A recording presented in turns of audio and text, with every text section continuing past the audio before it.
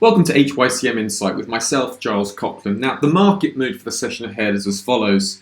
The Kellogg Company is entering into a strong time of year. Over the last 14 years, the company has risen a total of 11 times. Largest gain here in 2014 with a plus 3.83% rise. Largest loss was minus 1.30%. Here you can see in 2008, followed by a loss in 2009.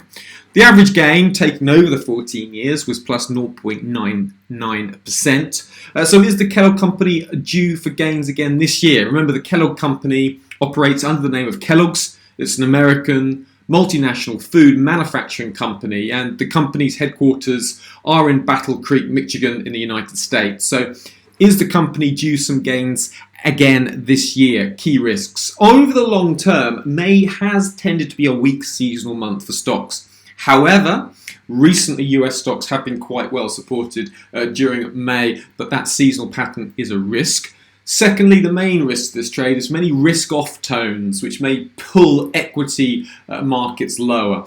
So make sure that you are in tune with the risk attitude and the risk sentiment in stocks over the next period of time.